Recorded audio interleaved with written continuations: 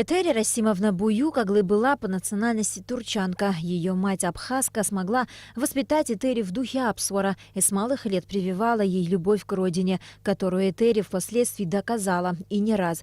С 1965 года Этери Буюкаглы работала в транспортном управлении города Учимчира, становится ветераном труда.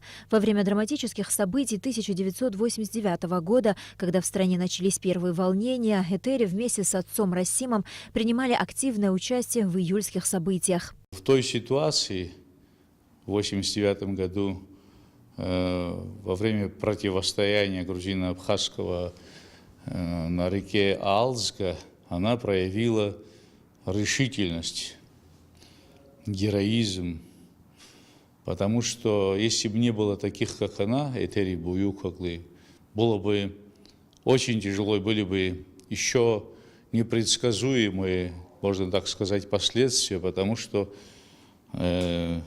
когда банды грузинские, вооруженные до зубов, двинулись в сторону Сухума, первое препятствие, первую силу настоящую, которая противостоит этой провокации, не почувствовали именно там, в Очимчире, на реке Алзга. Этери, она воодушевила людей.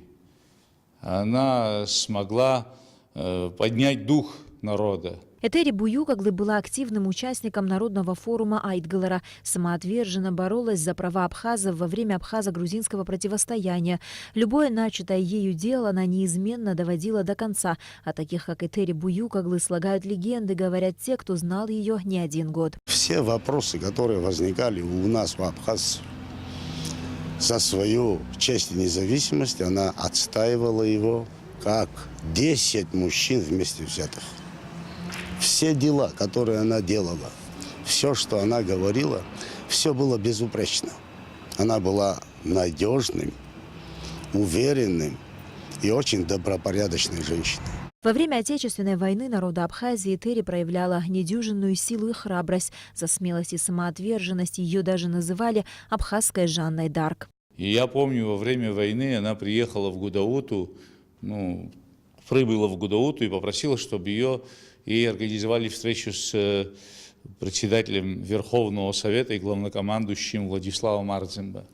Эту встречу ей организовали. Я даже видел, как он вручал ей автомат.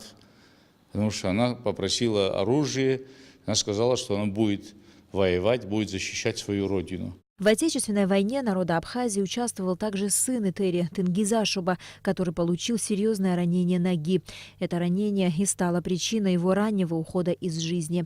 Этери Расимовна очень тяжело переживала эту утрату. За особую храбрость, самоотверженность и мужество, проявленные при защите Республики Абхазия, Этери Буюкаглы и ее отец Расим Буюкаглы были награждены орденом Леона.